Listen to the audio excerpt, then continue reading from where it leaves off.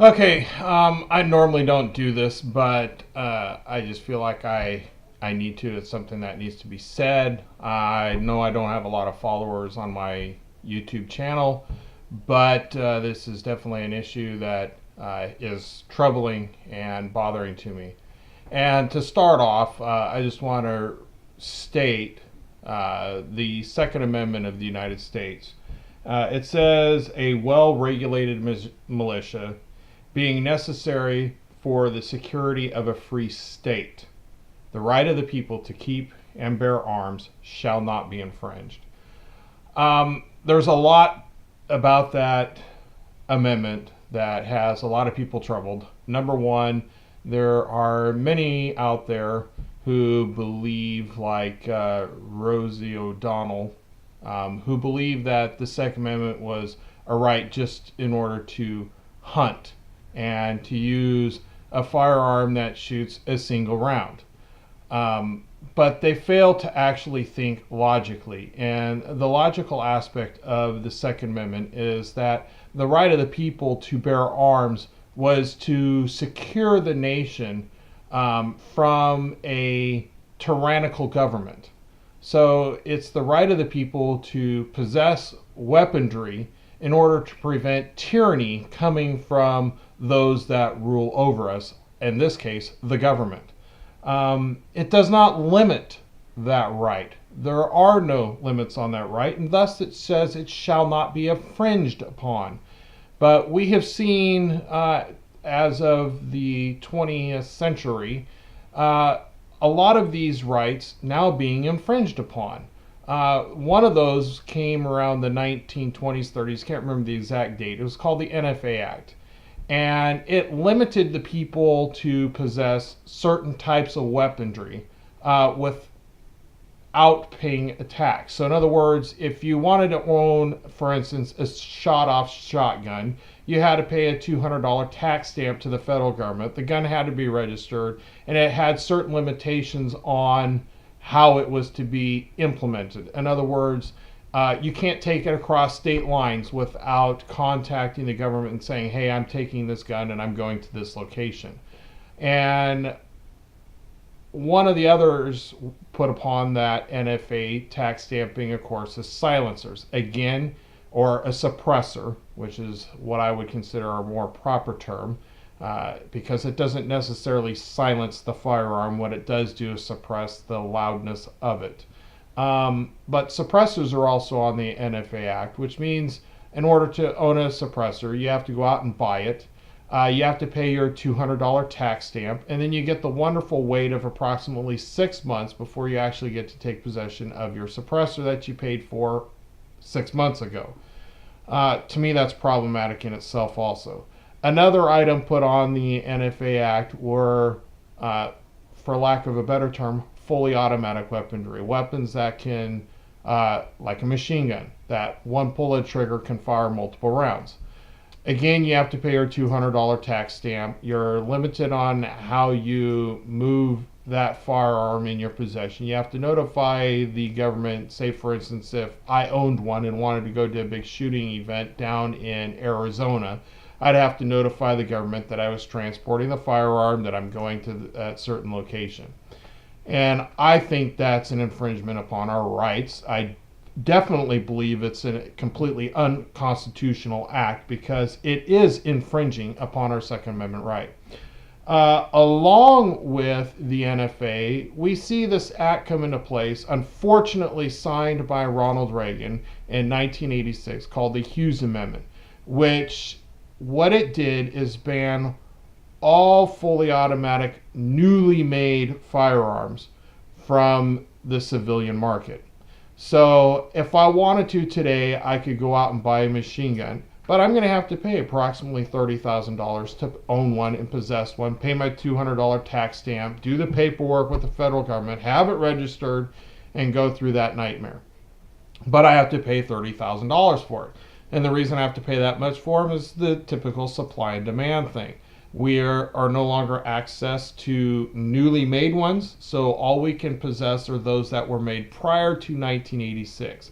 So when I was a kid, I remember going into a few stores and you would see Uzis on the wall, fully automatic Uzis. You could see M16s, fully automatic M16s on the wall. Of course, they had their counterparts side by side, which were the semi-automatic ones. They were typically less money, in some cases by about like $100, and you could get your semi-automatic and go out the door. Whereas your fully automatic ones, you paid for it, it sat with the gun dealer, and you paid your $200 tax stamp, and you had to wait for your okay from the ATF.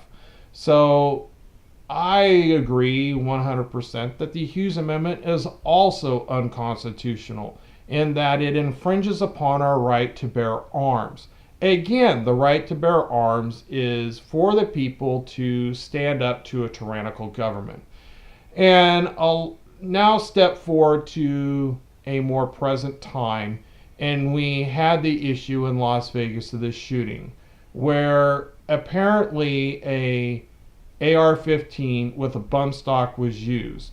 Now, I, in one perspective, don't have a dog in this fight because I don't own a Bumpstock, but I do own one of those dangerous black weapons that people want to call an assault rifle. Yeah, I own and possess one. I take it out, maybe once a year, and we go out to a shooting range and we shoot with it and have fun. I don't blow off thousands of rounds. Yeah, I have a 30-round magazine, and yeah, I fill it up with 30 rounds, and we spread it amongst the family. We all have a good time shooting targets. It's great. It's a lot of fun. I highly encourage anybody to own and possess one. They're incredibly fun to play with.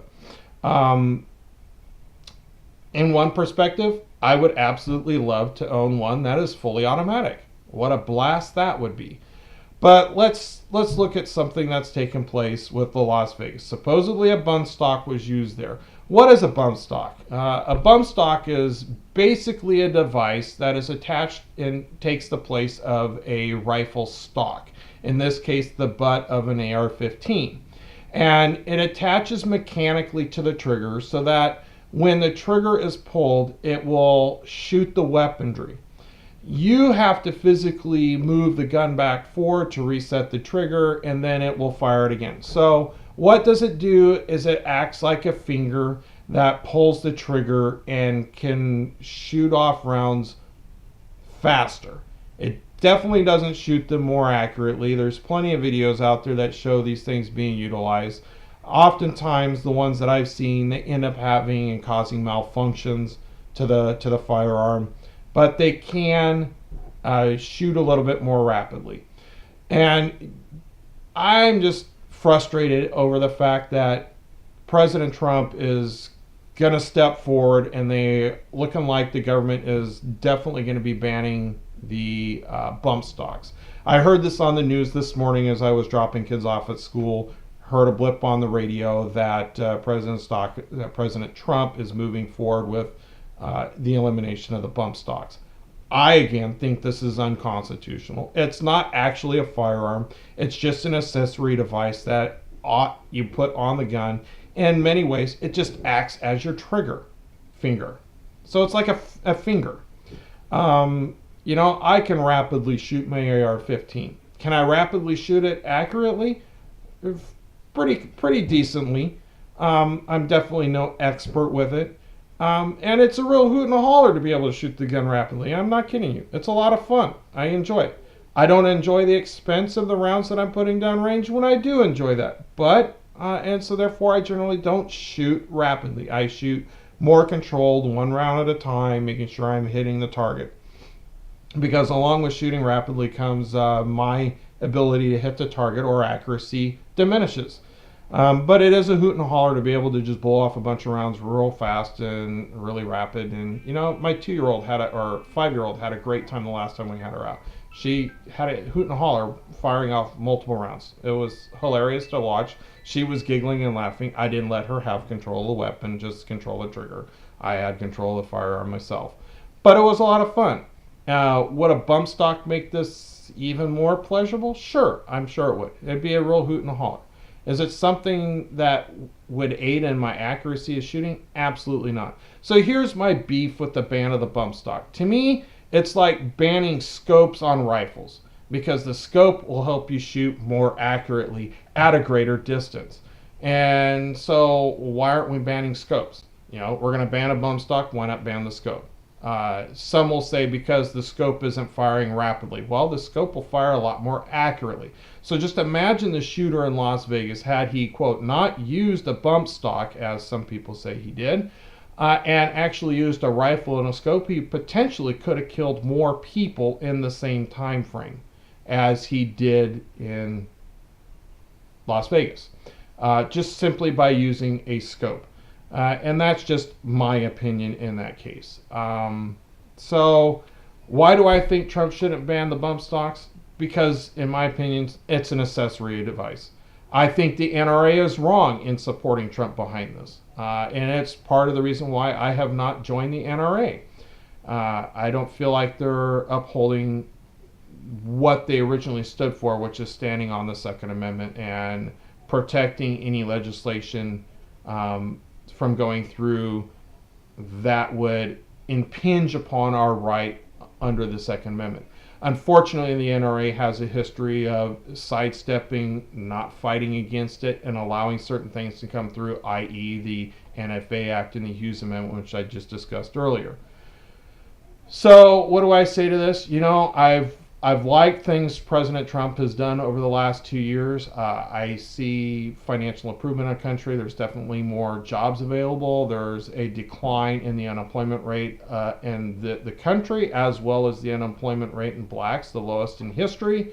I think these steps have been incredible. I think he's doing the right moves to try and protect our country from foreigners coming in illegally.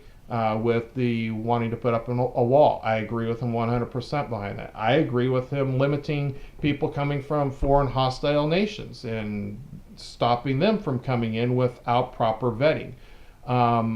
But here's an issue I absolutely, completely disagree with Trump on: the banning of the bump stocks.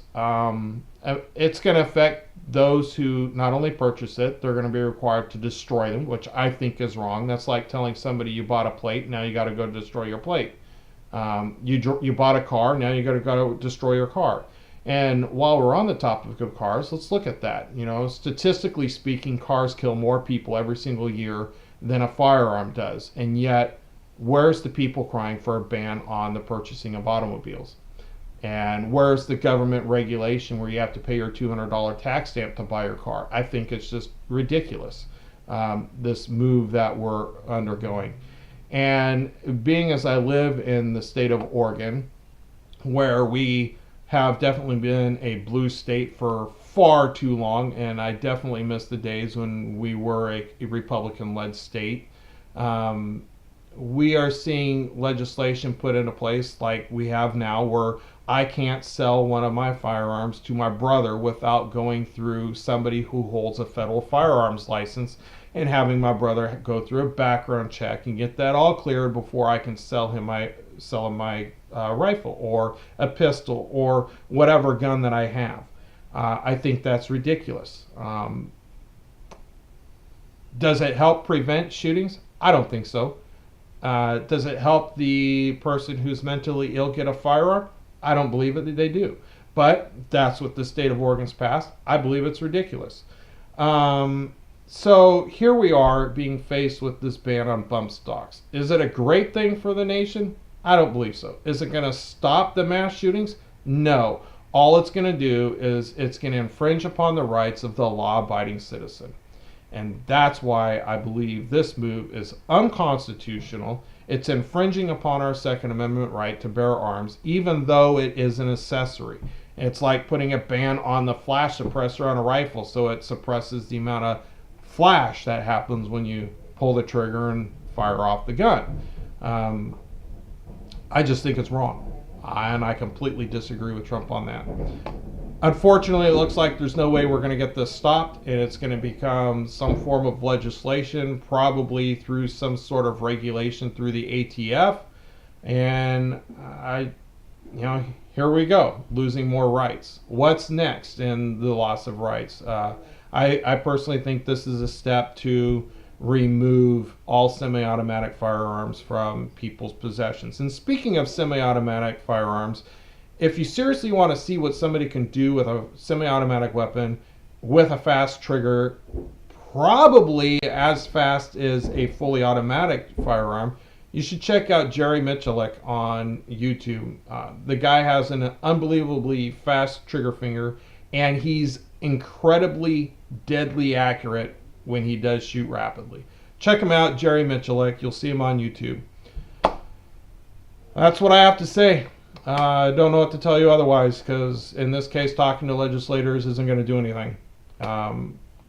Because it sounds like it's going to go through some sort of regulation, nearly as bad as the regulation that has just passed limiting our abilities to fly model aircraft. Although that hasn't fully been initiated, it's probably going to come down the line now that model aircraft are under the control of the FAA, which I believe, again, is an infringement upon our rights to go fly our planes where we want to.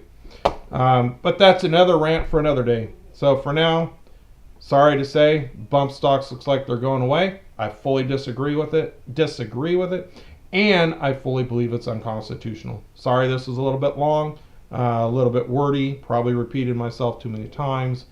Forgive me. I'm tweaked over the fact that the bump stocks are going away, even though I currently don't own one. Have a good day.